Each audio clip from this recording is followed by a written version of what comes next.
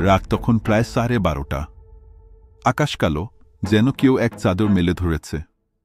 মফস্বলের এক পুরনো বাড়িতে এসে উঠেছে অভিজিৎ। বাড়িটা ওর কাকার। কাকা অনেকদিন আগেই এই বাড়ি বিক্রি করতে চেয়েছিলেন, কিন্তু কেন যেন কেউ এই বাড়িটা নিতে চায় না। কাকার কথায় কিছু না, পুরনো বাড়ি, মানুষ গুজব বানিয়ে রাখে। অভিজিৎ ওর বন্ধুকে বলে উঠেছিল এক রাত থাকলে কিছুই হবে না, ভূত প্রেত কিছু নেই, সব গুজব। বাড়িটার চারপাশে গাছপালা, দিনের আলো সুন্দর লাগলেও রাত হলেই বাড়িটা এক অদ্ভুত ভয় ধরায়। ঘরগুলো সব শুনশান। ঘরে ঢুকে অভিজিৎ দেখতে পায় একটা পূর্ণ জানালা। জানালার কাচের গায়ে কেমন যেন একটা লালচে দাগ, যেন কেউ আঙ্গুল দিয়ে আঁচড় কেটেছে। বিছানায় শুয়ে অভিজিৎ মোবাইলে গেম খেলতে লাগল। অন্ধকারে শুধু মোবাইলের আলো। হঠাৎ জানালার দিকে তাকাতেই ওর বুকের মধ্যে কেমন যেন শীতল অনুভূতি হলো। মনে হলো যেন জানালার ওপার থেকে কেউ ওকে দেখছে। কে? অভিজিৎ ফিসফিস করে বলল। জানালার ওপাশে কোনো সাড়া নেই, শুধু একটা মৃদু হাওয়া। ভয় দূর করতে সে আবার মোবাইলে মন দিল, কিন্তু ঠিক তখনই একটা শব্দ হলো, ঠক ঠক ঠক। অভিজিৎ ভ্রু কুঁচকে তাকাল। শব্দটা আসছে জানালার দিক থেকে।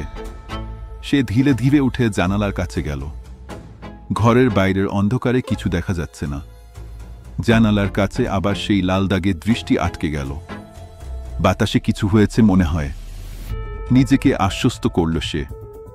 জানালা বন্ধ করে শুতে গিয়ে আবার শূন্য। ঠক ঠক ঠক।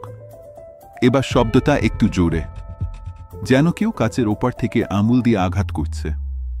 অভিজিৎ জানালা খুলল না। তার মন বলল কিছু একটা ঠিক নেই।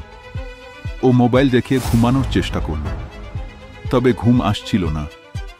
একটু পরেই আবার সেই শব্দ, ঠক ঠক। এবার আর থাকতে না পেরে সে লাফিয়ে উঠে জানালার কাছে গেল।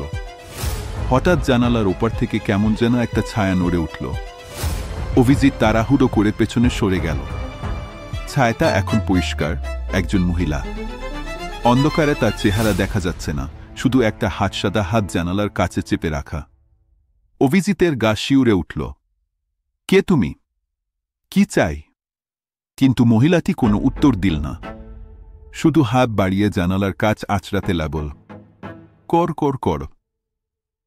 চোখে পলকে মহিলার সেই হাতের নখ লম্বা হতে লাগল, যেন শিকড় বজাচ্ছে। জানালার গায়ে সেই নখ দিয়ে চিহ্ন কাটছে। অভিজিৎ হতবুদ্ধি হয়ে দরজার দিকে ছুটল, কিন্তু দরজা যেন আটকে গেছে। ছাড়ো আমাকে।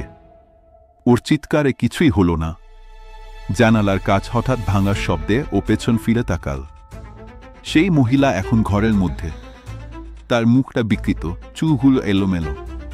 তার লালচে চোখ অভিজিতের দিকে তাকিয়ে আছে। তুমি এসেছ? ফিরে এসেছ? মহিলার কণ্ঠ যেন ভাঙা কাচের মতো চিৎকার করছে। অভিজিৎ আর শুইতে পারল না। দরজায় ধাক্কা দিতে লাগল। হঠাৎ করেই দরজা খুলে গেল।